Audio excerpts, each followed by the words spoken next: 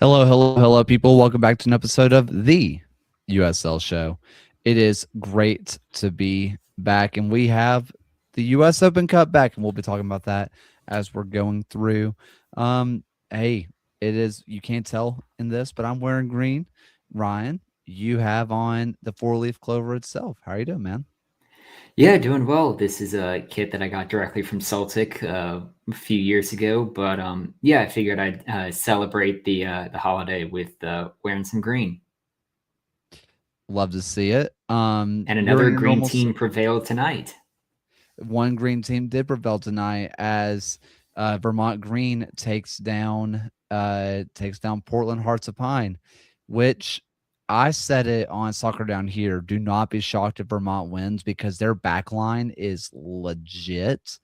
And they showed it well as they showed out in that atmosphere. It was rocking. The P Hop fans were out there, making some noise too. It was a ton of fun.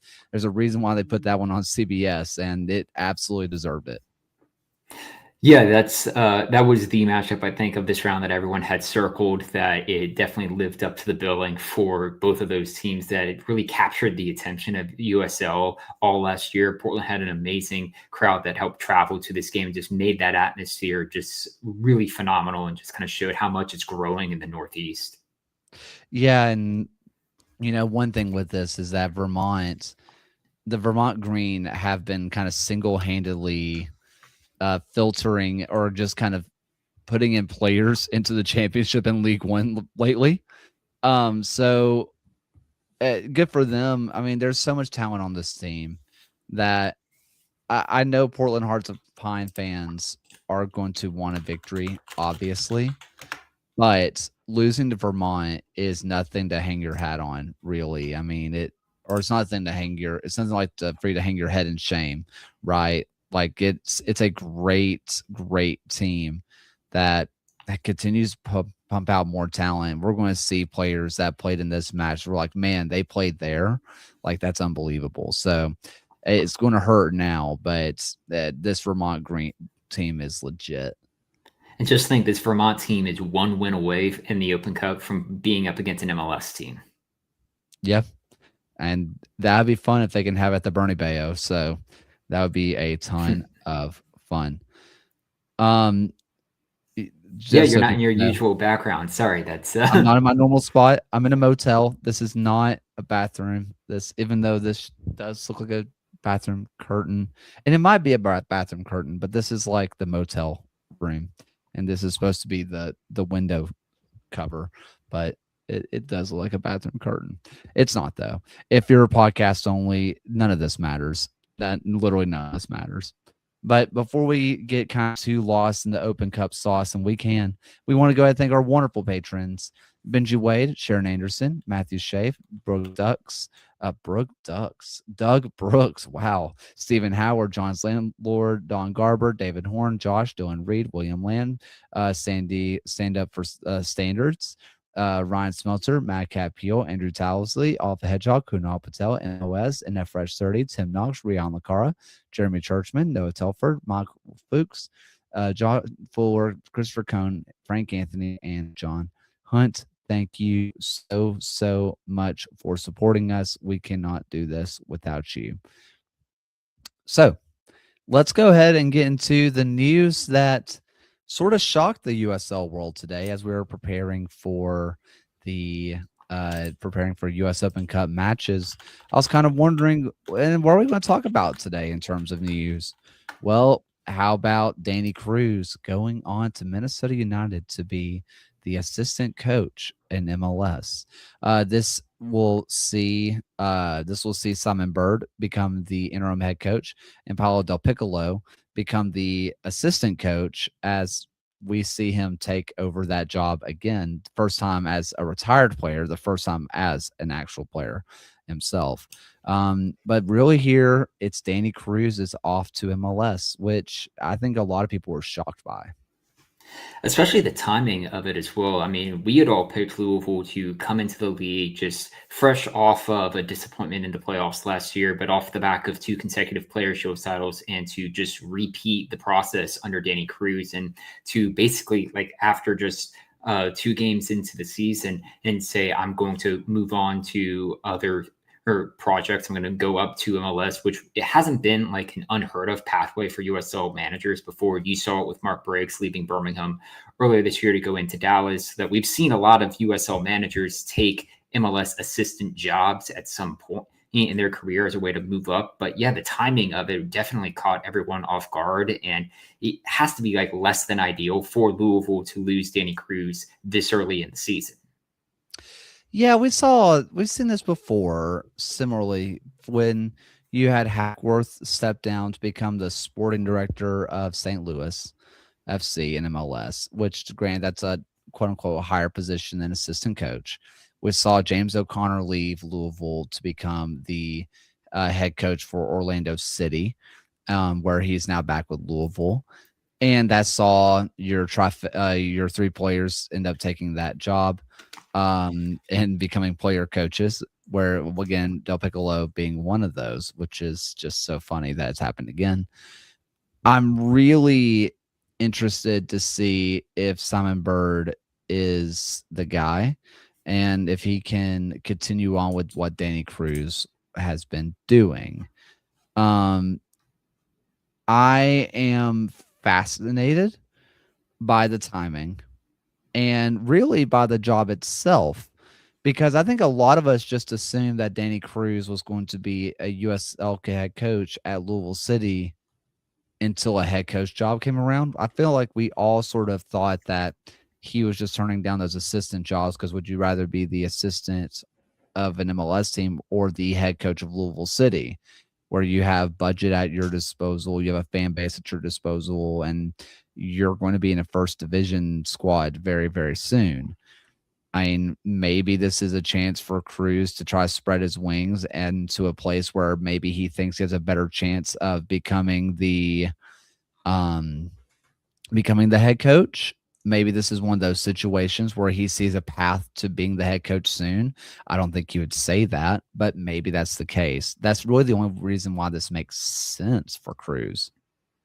Yeah, it's and it kind of speaks to a wider discussion we've had. I was mentioning it to a friend earlier today that it's interesting how MLS has always viewed like up and coming managers has always been coming from an MLS assistant pool, where going directly from a USL team into an MLS squad has been, I guess, less common, or it's just not as been as considered among MLS teams. Whereas if they're pulling from their MLS Next Pro team, if they're pulling from another assistant, it just seems like that's been more of the quote unquote preferred pathway if you're going to try and hire someone domestically or from within the MLS circle. That once you get within the MLS circle, your name gets spread around and you're more likely to find an MLS job from there versus being the quote unquote outsider of having a USL job. Yeah, and to answer a question in chat, how did Minnesota United do last week? Maybe he's gunning for it. It doesn't hurt his case that they just got 6-0 by Vancouver. So maybe it's not the worst time for him to take an assistant job if he feels like maybe there's a chance, you know. I think where this gets sort of lost on people is we think you would rather be a head coach than an assistant. But I think we all know that Danny Cruz, if it doesn't work out as an MLS assistant, he's not going to struggle to get another job at the USL level.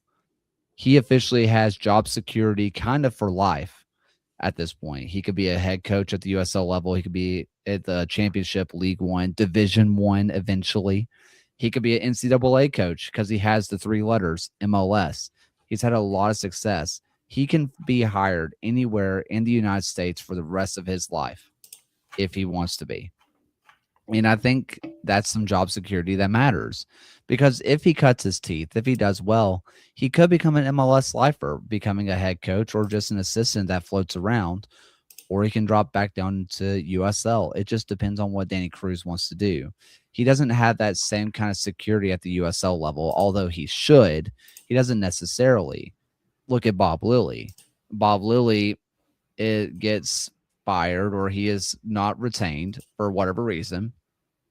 And where's his job at right now? He doesn't really have one. If Bob Lilly was known as MLS head coach, Bob Lilly, I bet he gets a job a lot quicker than most successful head coach in U.S. soccer history. But it was just, quote unquote, the second division. So I do think that matters a lot when you're looking at career outlook for these guys, especially for a young coach like Danny Cruz. I mean, you've seen it personally with Birmingham. Obviously, there's been extenuating circumstances with Jay Heaps, but he's a former MLS head coach who got the job in Birmingham. You've seen it with Danny Dicchio, who's been within MLS circles previously, who's now come back into USL as well. So going up to MLS doesn't necessarily mean the manager is going to never coach in USL again. He could very well cycle back through MLS or USL circles as well, find another USL club. And speaking on it from the Louisville perspective, if that's Simon Bird as the next manager, or they're going to go out and eventually hire a new manager halfway through the year, like Louisville is the premier organization within USL right now that they will have no trouble finding that next manager. They have, like you'd mentioned, the very high budget. They had that squad that we still think is going to be one of the best teams in USL Championship. And they have a proven track record of willing to back a manager's project and have that success, that they're going to have their choice of managers that, like, if they want to hire another manager who currently has a USL Championship job, I think that manager may jump ship to Louisville, leaving a current USL Championship job, and we might not blame them. Well, that was going to be my follow-up question. If you're Louisville City, do you just send a blank check to FC Tulsa and Luke Spencer and bring him home? Yeah, I mean, like, you have Luke Spencer's own history with Louisville. That's like, that would be a match made in heaven for them. Like, it would definitely suck for Tulsa to lose out on a manager like Luke Spencer, who's really built up that team, and led them to a Western Conference title last year, led them to a runner-up in the league, and arguably Tulsa's best ever season as a club. But he got them to a final, and Louisville hasn't been in a final since 2018. He could definitely be the missing piece for this team. Louisville was in a final in 2022 versus San Antonio. 2022, They haven't won one since 18. Sorry, since 2018. My apologies. Yes. No, sentiment was correct. And there's been a lot of people who didn't like Danny Cruz because he didn't win the cup, right? He got them 2 player shields, which I still think matters a lot. I still think that in the Super League and League One, that it is the title. I think that is the championship. Give stars for those. The championship, not as much because it's not as balanced of a schedule. But even so, 2 years in a row at the Players' Shield, that means something, especially since Louisville City had never won one before. But the U.S. is a playoff-centric team, like country. I mean, look at the U.S. Open Cup. We talked about it at the beginning of the show. What makes it so magical? It's one and done. We don't get to see Portland Hearts of Pine versus Vermont Green again at the end of the season. This was it. We may not see these teams play each other. I mean, there's a world where they don't play each other for another 50 years, depending on if and when Take a Shot Pro Rel happens. You know, if they end up in different divisions for all these years and their only chance to meet in the Open Cup or meet is in the Open Cup, they may not meet again in our lifetime, which is an insane thing to say, but it's still possible, right? So the USL knows that the star is for the playoffs, right? Everybody knows the star is for the playoffs. That realistically, Louisville's on regular season performance kind of doesn't matter. Yeah, it's fun throughout the year to keep winning and finish the year atop your regular season table. But at some point, you do need to get over that hump and get back to lifting the cup after a playoff final. Do you have any final thoughts on Danny Cruz?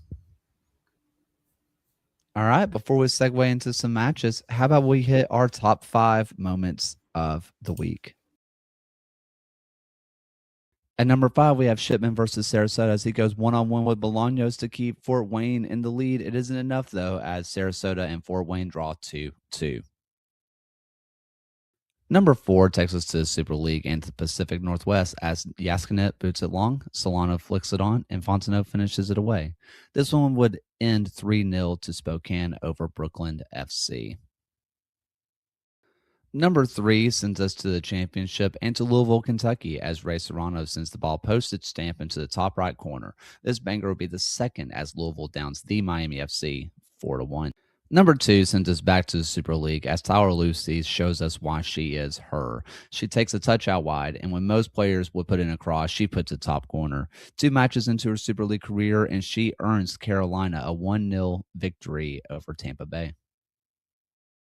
Number 1 sends us back to the championship and up to Detroit as Devin Amumensa drops one of the best passes you'll see all weekend with a first-time finish by Darren Smith.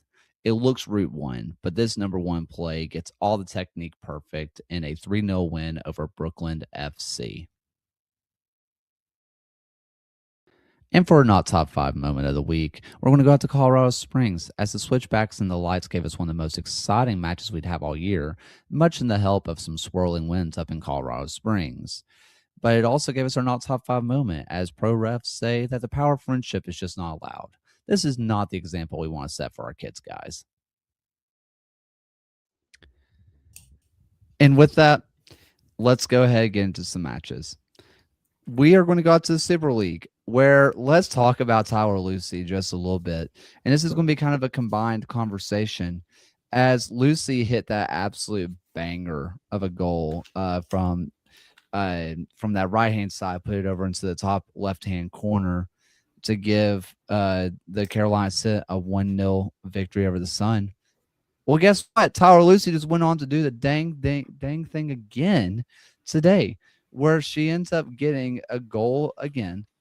And it's another 1-0 win for the Carolina Cent as Lucy gets a header from assisted by Audrey Coleman. And this ends up being a 1-0 victory over DC Power. That one happened at like 12 o'clock today or like 11 o'clock. But this is the Carolina Cent starting to look like what we want them to. We had Mackenzie George up top. They had Shea Groom up top with her. Mia Corbin just playing that number 10 role, really playing as that deeper line player, not having to be the person. Tyler Lucy over on that right-hand side. And the Riley Magdalene Parker, Tyler Lucy just kind of wings and letting Mackenzie George do whatever it is that she does up top, playing even more central now. It's been really fun. I've been really impressed with the transformation that Lucy has given. And it's also given a lot of defensive solidity because honestly, DC Power has been one of the better teams we've seen recently. Their form has been fantastic. This is not last year's DC Power. And yet they just need 2 moments of magic from Lucy. And she has that NWSL experience. She played with the Thorns for a while. She played with the Courage for a while. She has that NWSL experience. She is showing that right now she's just different gravy at the Super League level. And it's been a ton of fun. Yeah, I mean, in Carolina right now has come off the back of 3 consecutive wins for the first time since April of last year. And that's also at the same time that they've had 3 consecutive clean sheet victories. And that time it's propelled Carolina Saint into a playoff spot and just 1 point behind Lexington at the moment. Like, this is the Carolina Saint team that we remember from last season that was doing really well, stringing together a bunch of results. And for a DC Power team who had a very long unbeaten run entering this game as well, at least since the restart of the spring half of the season, that was a very good result for Carolina today. Yeah, and looking at the Sun match, they were kind of playing what looked sort of like a 3-4-3 with Aguilera playing a little bit deeper than she normally does. Sydney Sutter and Jenna Butler all just kind of making up. I don't want to call it exactly a 3-person backline, but still. But you saw Shea Groom and you saw Mia Corbin kind of playing as 2 number 10s. And that was really letting Mackenzie George do her thing. And what it also did was, as we saw with the goal in our top 5 moments, where when we see Mia Corbin get the ball, spray it out wide, you just let your wings do their magic. It's kind of what made Fort Lauderdale so fun last year, was let their wings do their thing. They're going to have a great time, and you can let someone like a Luckley, or you can let a Addie McCain do her thing, and that's why they were so successful. This is starting to take a similar shape for me, where they're hitting their stride in the right time. We are seeing Carolina take advantage of the spring split again, making some additions and making yet another playoff run. And they do play Jacksonville on the final day of the season. And if they can make up that gap against Jacksonville, which is, of course, a tall order, but like that could be a very early like cup final preview on that final day. Yeah, I'm going to be really interested to see about what goes on with Jacksonville. Are they going to keep this up, basically? I was very prepared to see Jacksonville have kind of a Brooklyn fall off, and that sounds really mean, but these are a lot of first time professionals, and how are they going to handle a full season? As of now, amazingly. I just don't see this Jacksonville fall off happening. But we also saw this with last year with Carolina, where they were the creme de la creme for the full year. They were just solid, consistent all year long. Can Carolina get back to doing that? I kind of hope so, because when they were right, Memorial Stadium was one of the better atmospheres that we had going in all of the USL. Granted, Hodges Stadium down in Jacksonville is giving it a run for its money, as they have been pulling massive attendances as well up in North Florida. Yeah, it goes back to what you were saying with the Danny Cruz discussion that we had of like the regular season is fantastic for a lot of these teams. And it's something that we give a lot of credit to here on the show. But the stars matter for winning the cup after the playoffs. You have any final thoughts on the Super League? All right, let's go over to League One. So in League One, let's go to our defending champions. Let's go to One Knox. One Knox, we end up seeing Murphy gets a goal early because he just cannot stop scoring. And they're back at home. It's 1-0, and we're thinking Ford Madison, they left their business done late. This is kind of what we thought from them. Not so fast, my friend. They get 2 goals. They get 2 goals in there. And it was just a fun match. It gets 2 first half goals. Humphrey gets one. That one's from a corner kick, I do believe. That's from Roman Torres, who was up in Birmingham last year, if people do remember. And then the second one happens right before halftime, where you end up getting Cayenne, whichever one is. I can never remember. I remembered it on the broadcast, but I can't remember it now. He gets the assist as Giamfi finishes it away to the bottom left-hand corner. This was a fun match, and it's really hard to go to the home of One Knox and get any kind of result, let alone a come from behind victory. That was One Knox's first defeat at home in USL One play since June 2024 when they lost to Greenville. Like, to go that long for Knoxville to avoid a defeat at home was a reason why they won the title last season. It basically made that stadium a fortress for them. And for Madison, a team who struggled last year, missing the playoffs, to come into the home of the defending champions in their home opener and to walk out of there with 3 points is really impressive. And like, just to add on to that, Madison hasn't actually lost to One Knoxville in a head-to-head game across any competition since June 2024 as well. Yeah, and you mentioned how long it's been. That was at an old stadium. That wasn't even the new stadium that was built last year.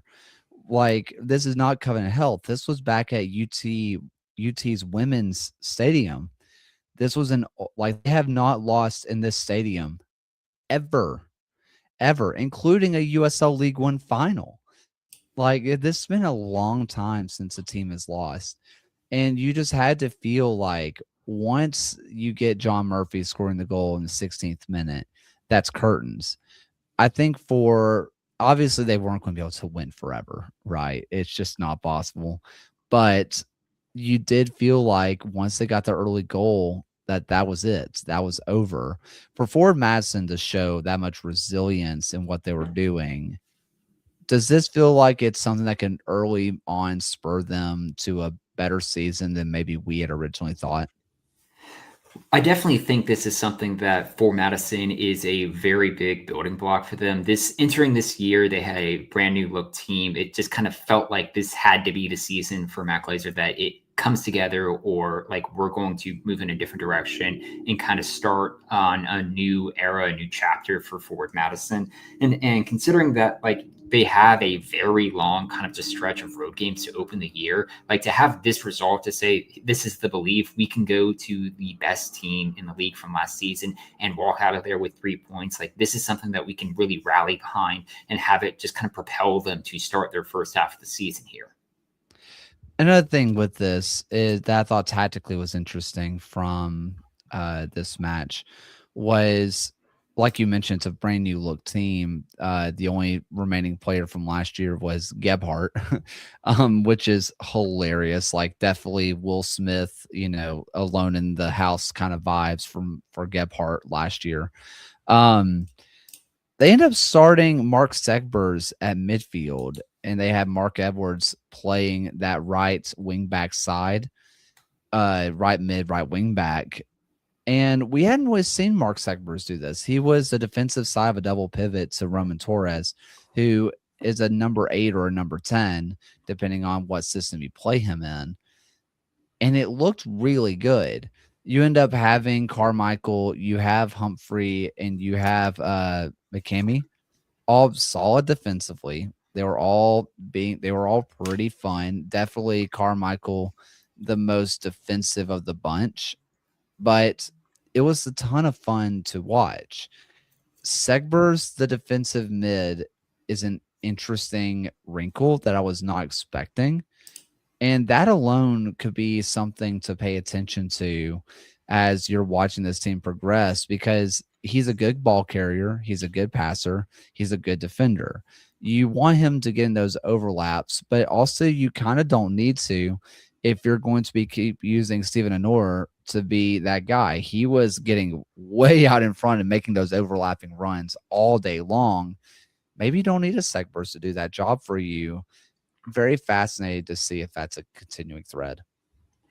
And just to at least kind of watch for what to expect from this Madison team kind of moving forward. Like I had mentioned, they have a very long road trip to open the year, but over their next 4 games, they have Naples, Omaha, the Cosmos, and Lexington in their first USO Jägermeister Cup match. Like those are 3 teams that were very good, that were either very good last year or we have high expectations for this season. And then in expansion side in the Cosmos, who we just saw Portland beat 3-1 last week. Like these are 4 really good tests to see if this early season success from Fort Madison was just that, an early season result in a very long year, or if it could be something sustained moving forward. Any final thoughts on this one? All right. Let's go to the championship team or championship league. What am I doing? Okay. And let's go to Oakland Roots versus New Mexico, as the Roots end up winning 2-1. Now, they had a goal that came really close to getting in for me. It was Wolfgang Prince's goal. It was a nice cross in to a looping header to the back post. This one came dang close to getting in for me. I was very excited for this one. I I think I just love this Oakland Roots team. They're so much fun. They're coming out in the 4-2-3-1, which I really wasn't expecting from the oh my goodness, from Ryan Martin. But it kind of plays more or less like a 4-2-4. But even so, this is something I really wasn't expecting from Martin. I was expecting him to go to the 4-4-2 like he did all of last year. Not really. He's still pushing up Bachette and Peter Wilson kind of together. But Wolfgang Prentice, best name in the league, and Tyler Gibson are out there on the wings. And I also wasn't expecting that from Tyler Gibson. The last year they brought in Gibson to be the box-to-box midfielder that they were dreaming of. Now they're putting him out in the wing, and he's been effective. I've been really, really impressed with everything that the Roots are doing. I think that they are showing a lot of bravery here because you have guys like Danny Trejo, Jackson Kill, and Nabil Hackshaw on the bench, and they don't end up coming into this match. And they have other players who don't end up coming into this match that you would expect so. This has been a brave lineup to put out, and it's working really well to the point that I'm willing to ask the question early doors if they're the best team in the West. Ryan Martin has breathed new life into this Oakland Roots team. We were all very high on Oakland from our Western Conference preseason show, and like it was met with like a real kind of like let's wait and see on how everything looks. Yes, this was New Mexico's first game of the season, but Oakland beating them on just 36% possession, and now they have a chance to win 3 games in a row as a club in the league for the first time since June 2024. Like this is a brand new look Oakland Roots team that I think is going to be a force to be reckoned with in the West. And a lot of that's just down from what Ryan Martin has been able to instill in the team, the confidence that he's breathing into the side as well. And like with the matchup against Phoenix, against Orange County as the next two, with a date against Tulsa on the horizon in April, like this could be a Oakland Roots team that puts together a lot of results to come. Yeah, one thing that I'm interested on the New Mexico side here is what is their way forward? Because they look decent. That's what I'll say. They looked decent in this match. But am I really sold on what's kind of happening with this team? I should be sold on Niall Reed Steven. I am. Watch him live. Watch him anytime you can because he's just legit. But, that's kind of what they got going for him right now is Niall Reed. They have Greg Hurst, whom I'm waiting to see which version of Greg Hurst he is. Valentin Noel should be an all-league player. Dayon Harris, same thing. He has potential to be an all-league player, but it still just doesn't look right, if that makes sense. It just does not look like what you want it to. If you're New Mexico, I'm really interested to see how Sanchez navigates this one. And we've seen this before last year where New Mexico was, they had instances where they would be very streaky. Like they would end the season winning or going unbeaten in their last 7 regular season games. And it carried them to a Western Conference final appearance where they lost to Tulsa. They had opened the year winning 5 of their first 6 games as well. So it comes in, I guess, valleys and mountaintops, if you will. But like it is interesting New Mexico is going to kind of approach the season moving forward, or just on basically Oakland coming in to really announce themselves to the rest of the Western Conference. Sacramento has always been very consistent as well. We'll see what happens with Tulsa moving forward. But yeah, it's going to be really interesting how Dennis Sanchez kind of motivates this New Mexico team.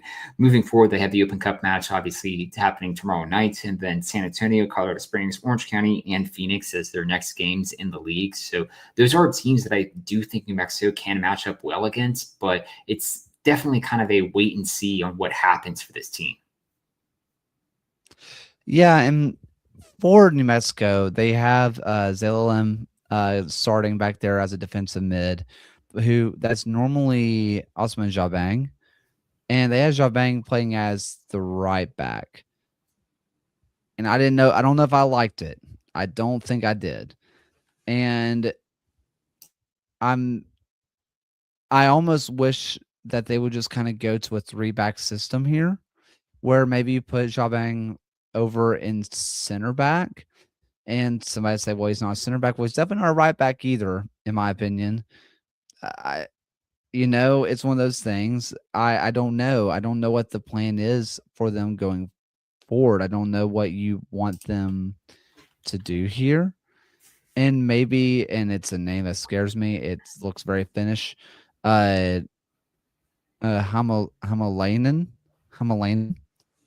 He comes in. Maybe that's the secret here, and that's who gets started. But you also don't drop a guy like Jabang. I don't think he's really such a good player. I don't know. I'm a little concerned about New Mexico early doors, but like you said, they've done this before and they've been just fine. So maybe it's just overreaction season. And I will say, at least for New Mexico, when it gets to the middle of May, when they have a stretch of games against Eastern Conference opponents, both hosting Tampa Bay and Charleston back to back, and then a trip to Hartford, or at that time, I think we'll have a better understanding of what this New Mexico team looks like. And if they're still struggling by then, and they might very well struggle against those two teams or those three teams that I've mentioned there, then we'll be able to start finding our panic button. But until then, I think there are still games on the schedule that they can pick up results. And I do think for this team, getting back home, playing home games in front of that crowd is incredibly important for New Mexico, almost more so than any other team in the Western Conference, in my opinion. So get to the end of the month, play that first league match game at home, have the derby match at the start of May against El Paso, and reevaluate things until then. But yeah, definitely kind of a wait and see for me from New Mexico. And speaking of Asito Park, we got a question from William Lamb. Will they continue to play at Asito Park? They're supposed to be moving to a new stadium. It's supposed to be built. However, Asito Park is one of the best atmospheres in the league. And I know people don't want to hear that because baseball field bad, but for the love, just watch a match. And I'm not saying William hasn't watched the match. All I'm saying is like people who think baseball field bad, watch a match. It is absolutely magical, enchanted, if you will, out there in New Mexico. I mean, it is absolutely amazing the atmospheres they get out there. That I know they're ready to move to the new stadium and get it built, but it's not like they don't enjoy their time out there. I mean, in the last home game they had at the end of last season, they still got 10,000 fans in the building for that one. And how can you hate a stadium who took its name inspiration from The Simpsons? We got the update in chat as well. But I just want to go and throw a quick US Open Cup update as we are ready to move on to extra time. Do you have anything else from this match before we do that? All right. Here's a little Open Cup update from all of our matches from the night. Richmond Kickers end up winning 2-0 over Northern Virginia, another one of those league championship versus League 1 versus League 2 teams. Pittsburgh and Steel City was called off for this week because of snow and all that good stuff. So Steel City Derby not quite happening. Championship versus League 2. Rhode Island FC takes down Falanese, CD Falanese 4-0. We mentioned it earlier. Vermont Green down Portland Hearts of Pine 1-0. Detroit City FC down the Michigan Rangers 5-1 after the Rangers took a 1-0 win or lead, excuse me. Westchester United fall 2-1 to Loudoun United. Again, a League 2 versus championship situation. Westchester got a fun goal back there. Colorado Springs currently has a 1-0 lead over Azteca with a fantastic free kick goal from Jonas Fajilberg, which we'll talk about him soon. And then Indy 11 currently up 3-0 over Des Moines Menace. The Des Moines Menace did not go with the fun former MLS lineup. They went with the quote-unquote normal team, and Indy kind of making them pay for it, it seems. We'll still have a really fun slate of games happening tomorrow. Obviously, the ever so famous El Farolito is taking on Sacramento as well, looking into that Asheville Greenville game that you'll be very focused on as well. And I just laughed that Charleston's playing a team who just goes in football by Badgers, which is just kind of funny. Raccoons versus Badgers is something I'm so excited for. Like, listen, I know Ben Clements wants to make things happen. Please, please, please give me Badgers versus Raccoons merch. Like it can be clip art. I don't care. Give me the merch. Even looking at another team such as Little Rock Rangers taking on FC Tulsa is a really interesting matchup. And Ventura County Fusion, a name that everyone at least pretty much recognizes within the U.S. Open Cup's history, is going up against Spokane as well. Yeah, and you mentioned the Greenville Asheville game. I'll be there tomorrow. So if there's anybody from Greenville and or Asheville that sees me, say hi or ignore me, whichever one. But just know I will be there. We talked about Jonas Filberg as we move into our extra time segment. And I want to talk about Colorado Springs versus Las Vegas Switchbacks. Las Vegas Lights. Colorado Springs Switchbacks versus Las Vegas Lights. Can you tell I've been driving all day? It was a 3-2 win from Las Vegas. Don't let the lamestream media tell you that the best game of the year happened anywhere besides here. It was 2-0. The wind was blowing like crazy. Johnson gets a goal in the middle of this, right in the 60th minute. Jonas Vogilberg, who really had an amazing game, by the way, like looked absolutely fantastic. The best he's looked since, honestly, their USL final season, if not the year before. And then right back to back, Abraham Okiri gets a brace in quick succession. And then you get Benefemo with an own goal at the very end. Granted, it was not calling it an own goal, I think is a little bit harsh.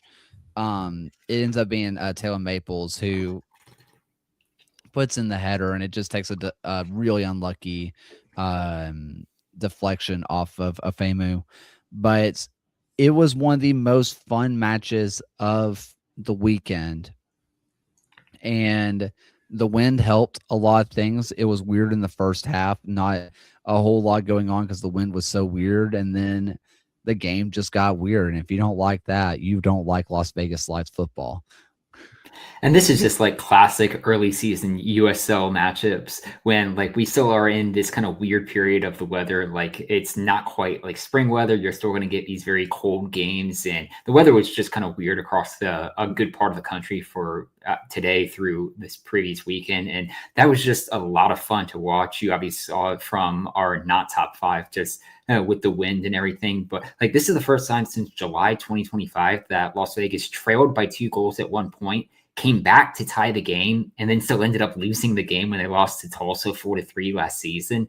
And like this is just like classic Las Vegas Lights, like just luck. It just like if we have a LADS acronym, there's a Las Vegas acronym that's just like waiting to be told or like waiting to be created here. But like this was a really fun matchup. I mean, I can't do. I mean, it could still be Lads. It can just be Lights. Like Lights always does this. Like they always do. But to give Colorado Springs their credit, they played really well in the second half and then defensively fell apart, which was the question mark with Colorado Springs this year was can their defense figure it out? In this match, no. But they got enough firepower to get a goal. It ends up getting Maples ends up getting a goal, and I know it's going to say own goal to Benefemo, but like if it wasn't for Afemo, I do think this goal actually happens no matter what because of the deflection. I think it's a tap in, so either way, this ends up being 3-2. Even though Afemo unfortunately has to have that by a stat line. This is like. Is Colorado Springs going to be run and gun all year long? Lots of goals, giving up lots of goals, scores lots of goals, gives up lots of goals. I don't know. I don't really want that for Colorado Springs fans. For me, yes, give me that. Our good friends at Walking 90 have a chaos tracker, like a chaos standings to do every single year, where basically they just add up which team is just the most chaotic to watch this year. If they keep on this trajectory, Colorado Springs might be your chaos team. In years past, it's been like Tormenta because for some reason Tormenta just kept winning or losing matches 5-4, and that's just what they did.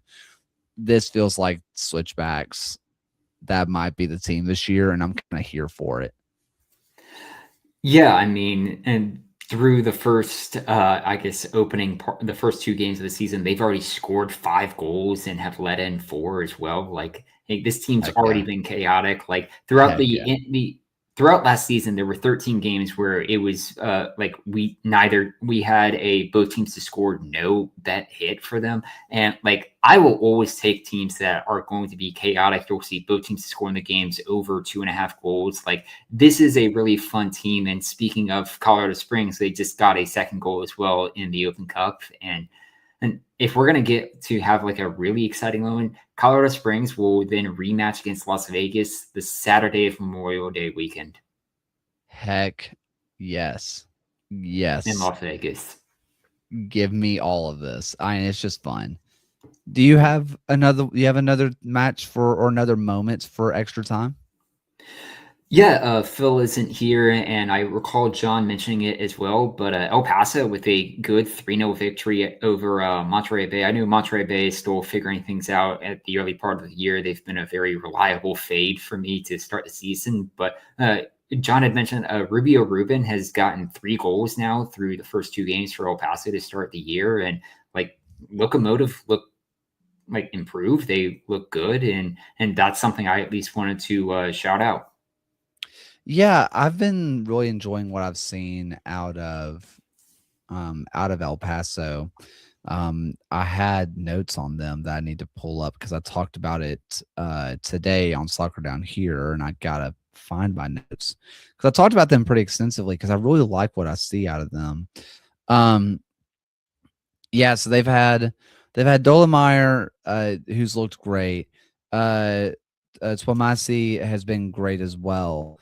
We've seen Ricky Ruiz do fun things on the wings. Hoban has been a really fun player. Phil's talked about him a lot. He's probably the most unknown youth player in this league. I think for just about any other team, a 16-year-old starting and getting good minutes and good performances is major headlines because right now it's for El Paso. It's not really talked about as much. It's been really fun. And then you get Alex Mendez, who has been fun to watch. Amando Moreno gets a good goal. Rubio Rubin has taken what Andy Cabrera did last year and has completely run with it. It's a clear step above what Andy Cabrera was, which is funny because they just kind of switched teams along the way. Is El Paso a Western Conference title contender? I don't think so. But at this point, 2 matches into the season, this is definitely not an overreaction market. They feel like a home playoff team contender. Like they look like they're in that battle. And if we're gonna, I guess, look at overreactions, like they'll match up against Sacramento as their next home match next week. They'll be off after the Open Cup match they have on Thursday, so that will be a really good test to see where this El Paso team lies. They'll have Hartford in April, and then even at the start of May, they'll go up against Oakland as well. So there are these tests coming ahead for this El Paso team, but from the start, I like what I see. And I'm trying to find and El Paso's taking on Laredo Heat, another League Two team. Now recently they joined League Two. The U.S. Open Cup has never really gone well for El Paso, so maybe this is another chance to get something a little bit off the back for them. So it's going to be really interesting to see how that progresses.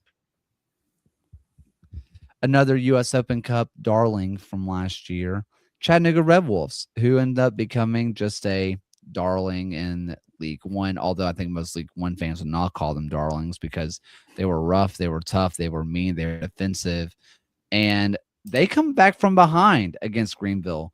Something they didn't really do last year. Greenville takes a 1-0 lead fairly early on in this match, and then Omar Hernandez gets a fortuitous goal is what I'm going to call it. It's a long cross in that's supposed to be flicked on from a header. The header's missed completely. At that point, Amal Knight is wrong-footed, preparing for a header to be blasted right into his chest. This ball just goes to the back post. Very fortuitous. It's 1-1. And then Chattanooga gets defensively solid. You're going to see the shots that they kind of give up because this is what Chattanooga does. They want only about 30% of the ball. They're going to not complete a bunch of passes. They're very, very defensive. They're very, very direct. They give up 12 shots, only 3 of them on target, though.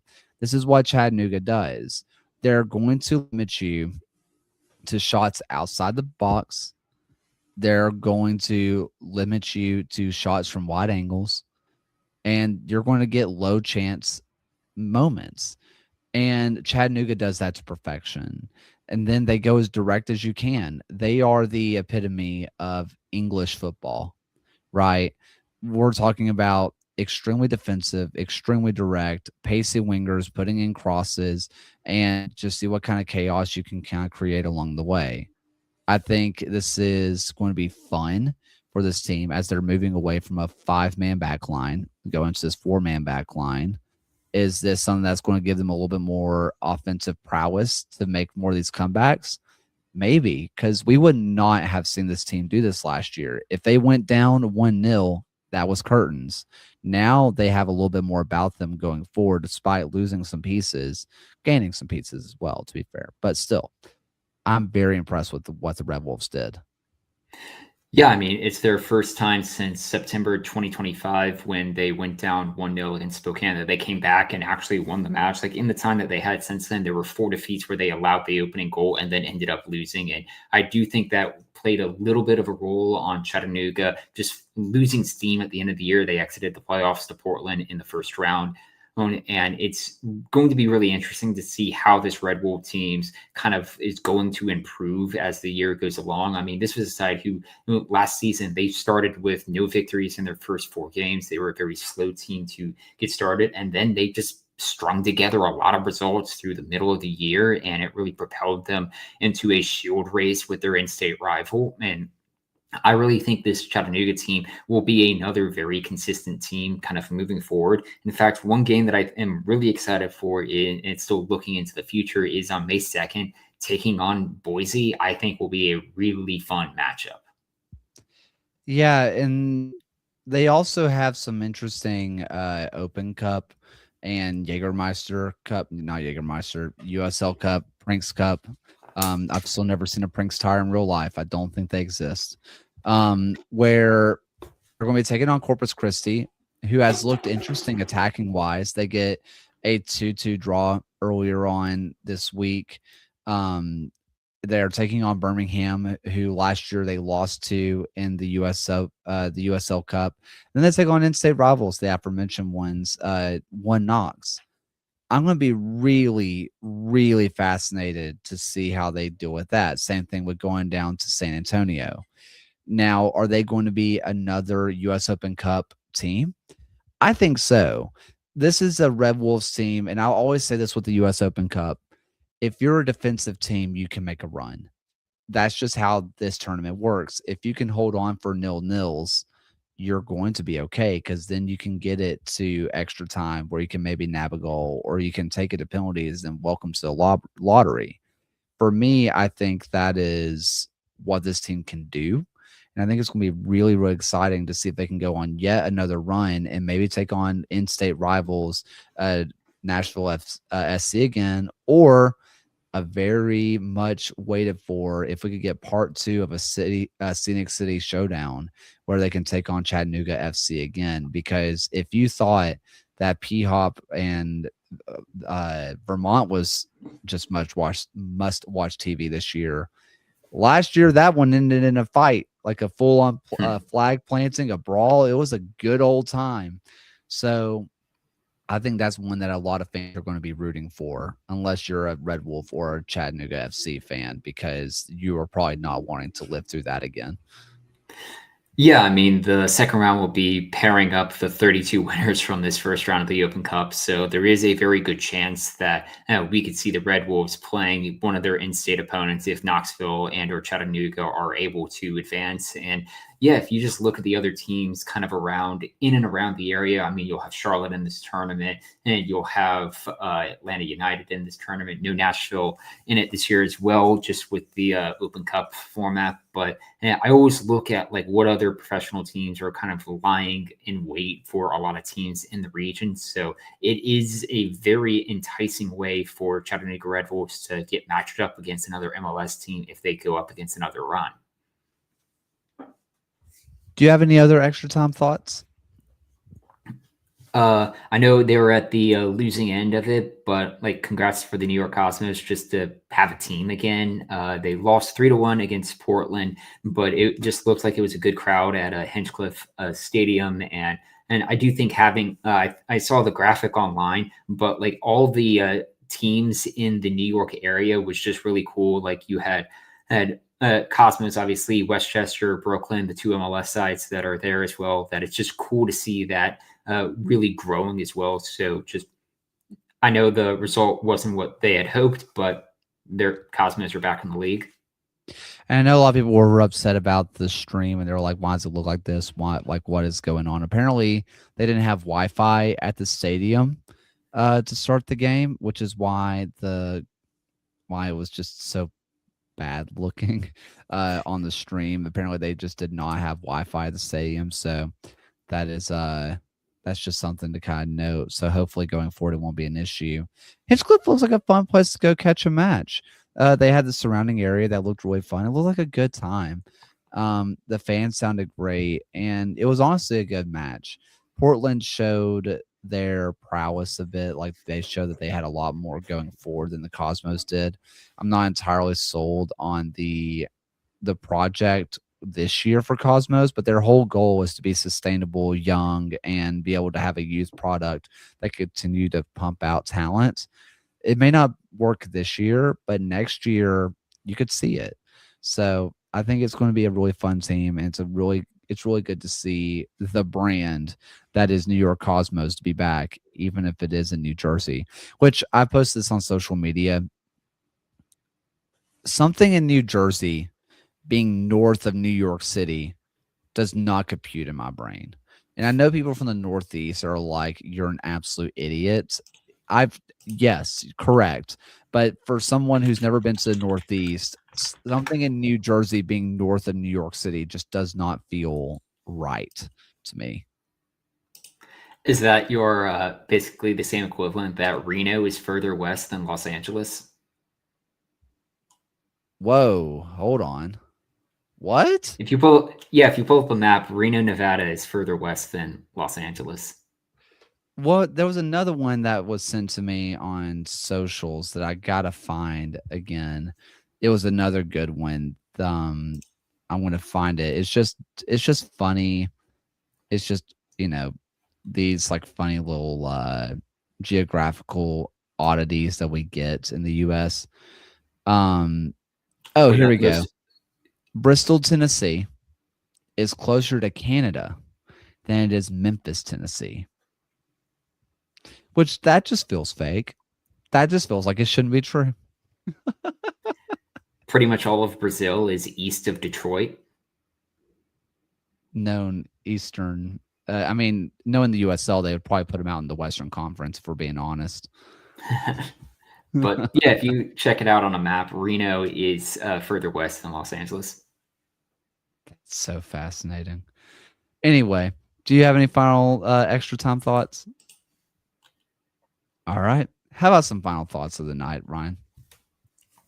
Yeah, I have reached 100 miles run in 2026 already, so that was pretty good. I think I crossed over that mark earlier today. So yeah, just happy the weather is hopefully getting warmer, and this is the kind of last bit of cold that we have here, and I can get back to running outside because I don't like running on treadmills. That's fair. Congrats on that. I mean, you're looking at a 100 miles a month. No big deal. So it's fun. For me, I'm trying to think. Really not a whole lot for me that's really that interesting. We had a big assessment come up the last week, and I do this every single year where I get really sick after it's over. And I think it's just because I'm running on adrenaline for weeks, just stress and adrenaline, which that's always known to be really good for your immune system. So that's something that happened. Oh, funny story. Here we go. I had to have a conversation with the administration the other day over the quote unquote Confederate flag that was sitting in my office. There is no Confederate flag in my office. I'm not like that. I'm not that kind of human. It was the Norwegian flag. These kids don't know what the Norwegian flag looks like. And so they were like, definitely Confederate flag for sure. And I'm like, no, definitely not. I was like, guys, you should know me at this point. Not my vibe. Just not my vibe. It's the Norwegian flag. Please just look up Scandinavian flags or just pictures of flags before you tell your parents that I'm a horrible human being. So please just just look up any other flag and realize it's Norwegian. Or just ask me, what flag is that? I could have given you a better answer. Don't just tell your parents. It was, to be fair, my administration they were really funny about it. They were like, that's the dumbest thing I've ever heard in my life. And I'm like, it's fine. It was a funny moment, but I was like, come on, guys. Let's learn the flags. Learn the flags. Vexillology, the study of flags. Oh, I do love r/vexillology. I am in that subreddit. It's a great subreddit. Yeah, I'm there as well. One. It's a great one. Well, every once in a while you get a soccer team flag that comes up in the subreddit, and someone's always asks like, "What nation is this?" And it's always funny to me when someone replies with, "Oh, that's Fiorentina. That's a soccer team, not a country." Believe it or not a country. That is just Tottenham Hotspur. Yeah. Well, wait. Now I'm trying to think. What team could probably get confused?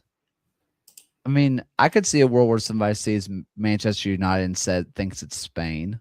I could see that. Yeah. That'll be a bonus episode. Which USL logos or crests could be most easily recognized as a country? Now that sounds like a fun Patreon video. That sounds like something that we need to get together on. We can talk afterward. Well, thank you guys so much for listening. We appreciate you so much. And for the first and final time tonight, here's Alan's voice. Thank you for watching another episode of the USL Show. The USL Show is now proudly part of the Protagonist podcast family. Please go to protagonistsoccer.com to check out more work. Thanks for stopping by, and we'll see everyone again next time.